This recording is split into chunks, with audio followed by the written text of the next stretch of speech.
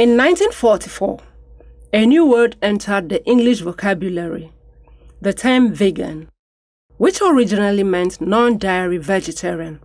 That is, one who adheres to a strictly plant-based diet, to the exclusion of even milk and any other dairy products.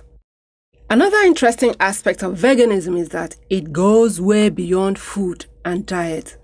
Some vegans are so strict that even clothes and shoes must be completely free of animal products. Please tell us about your shoes. I can see your name here, Wheels London Women's Men's Kids Accessories. Because we are in Vegan Festival, what are you doing here with your shoes and belts? Yeah, sure. So all these shoes are vegan, which means there's no animal materials in them at all. They are ethically made in Portugal. They are made in Portugal? Yeah.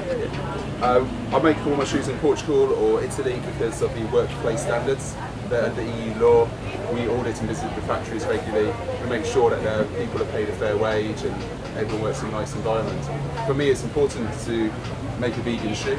Then also, why is that important to make vegan shoes? I don't want animals to die. Okay. Okay. The vegan lifestyle is getting more and more mainstream and popular. Maybe not as fast as it should be, but at least vegan options are now as easy to find as anything else in the food and beverage markets. Restaurants that serve a strictly plant-based menu, shops and markets that offer the convenience of vegan products, and even hotels that pay premium attention to vegan guests and their needs. So I can see that you have what you call my eye here, my egg. You're right. My eye means that is my eye, my egg, but based on plants. Based on plants, okay. So are you saying that you can use this kind of plant-based egg to do different kinds of things that you use animal eggs for? Yeah, right. Here is the whole egg example, traditional for cakes or roulade. Okay. Here we have egg white, it's for baiser or meringue. And we also have egg yolk. Yeah. Okay. Let's give you a strong egg color. Yolk. Okay. Strong color. Okay. Okay. The vegan lifestyle is such a significant aspect of culture that in Germany, it has its own special festival days, the Veganist Sommerfest in Berlin. Since August 2008, this festival has become an annual event which celebrates the best of vegan life. What is your name? Well, my name is Ferdinand Delker. I'm a writer. I live in Berlin. Okay. You write, what kind of books do you write? Well, usually novels. Novels, okay. And I like to write poems too. I've done some theater things, not so much. Okay. Are you a vegetarian? Because this is a vegan summer festival. I'm a vegan actually. Yeah, vegan. Yeah. That's nice. So how is it being a vegan? Well, actually, it's very good. Yeah, health-wise.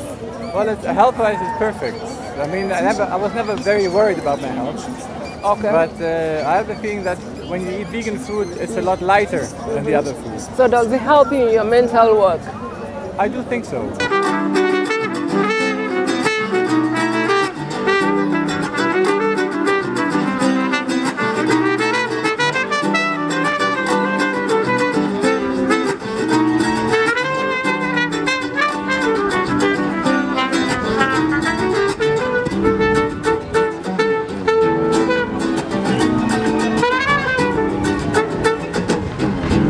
So hi, you're all dressed up. What for? Yeah, well, we are the Berlin Vegan Heroes. A crew of about 15 people, 10 to 15, it depends. And we're walking around Berlin, going into all daily situations, going shopping, going dancing, joining some markets.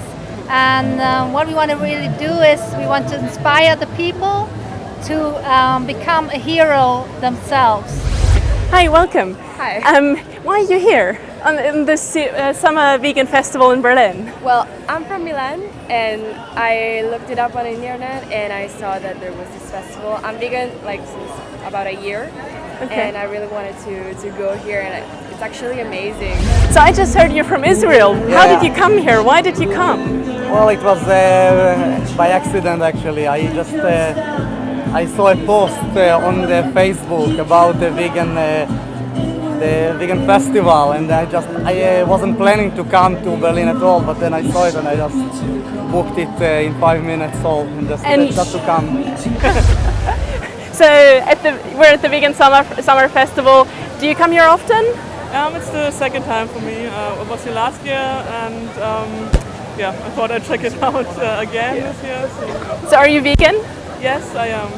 So I heard you became vegan recently. Yeah. What brought about the change? I turned vegetarian 1 year ago, and since then it was pretty hard for me at home because my family eats a lot of meat, like every day. And since I'm here in Berlin making an internship, I was able to cook for myself. So the day I came here, I started to cook vegan for myself. Pretty easy, so yeah. Vegan restaurants are exactly what the name implies. Here you'll find nothing but strictly plant-based food. One of the frequently asked questions about vegan diet is this: can I really get all the nutrients my body requires from plants alone? And if you are particular about a literally full stomach, you may also wonder if vegan diets can do that trick. What's the idea about this vegan festival? Yeah, as you can see, we are in the middle of Berlin, which is the capital and the biggest city of Germany.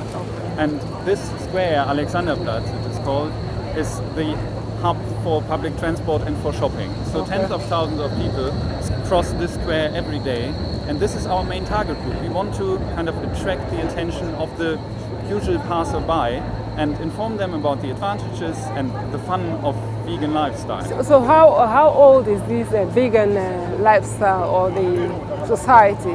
How long have you been, has vegetarian lifestyle been in practice here? I mean, vegetarianism has a very long history, so dating back to the ancient Greek and so on. Okay. But for example, in Germany we have the WEBU, which is the organization I work for, and the WEBU was founded in 1982. 1982. No, I'm sorry, we need to do that again. Okay. Our organization, the WEBU, was founded in 1892. 1892. Right? Okay, and this is about more than 150 years ago. Yeah. But nowadays we witness a heyday of veganism and vegetarianism, especially in Berlin, as you can see, because there are so many people interested. Yes.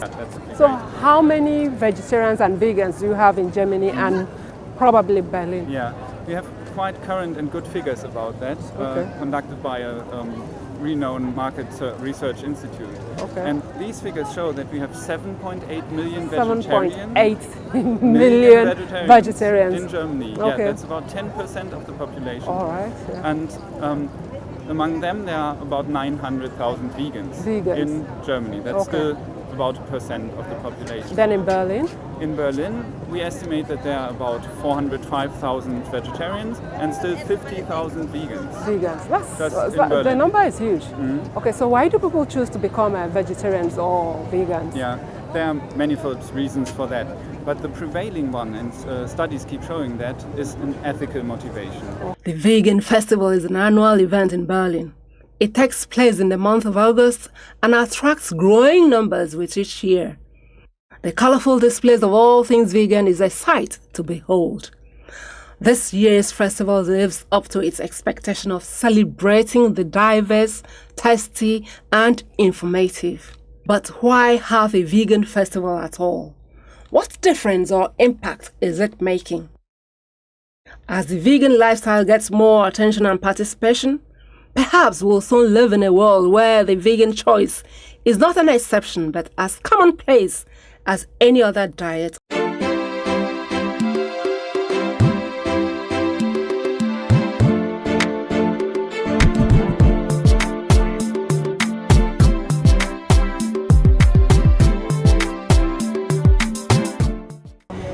Welcome back. If you're just joining us, this is Edakwile. We are in Berlin for the Vegan Summer Festival. And I am discussing with Melanie Joy, a professor. Professor. let's roll. Please tell us about it. You say in one of your books that eating meat is a matter of social justice. I do not understand this. Please explain. Well, carnism is the invisible belief system or ideology that Ideology, conditions okay. us to eat certain animals. Okay. And carnism it's a dominant ideology, so it's institutionalized. It shapes all of our major social institutions. It shapes the very way we think and feel about eating animals. And carnism is also a violent ideology. 7 billion animals approximately per year. 7 billion. This is land animals only, okay? 7 billion land animals are slaughtered globally every year for their flesh and other body parts.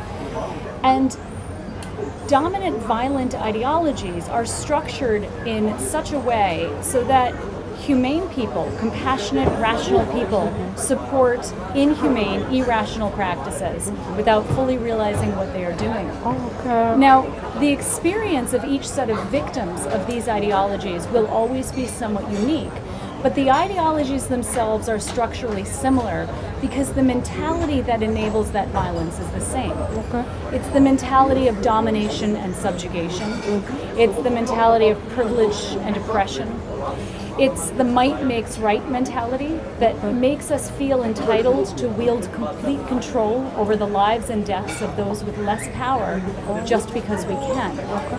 And so eating animals is not simply a matter of personal ethics, it's the inevitable end result of this deeply entrenched oppressive system.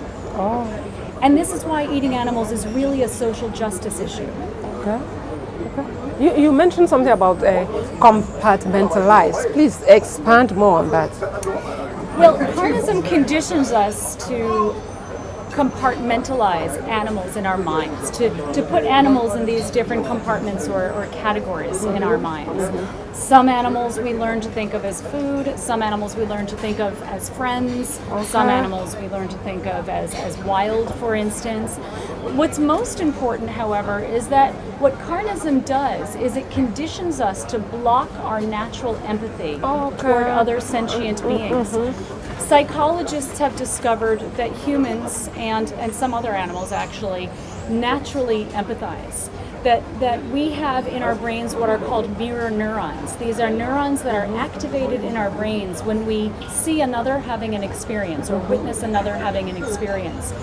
And they're activated in the same parts of our brains that would be activated if we were having that experience ourselves. So when we see an animal in pain, we naturally cringe and turn away. It hurts us to see them suffer. And what carnism is organized, is structured to do, is to block this natural empathic response, is to numb us.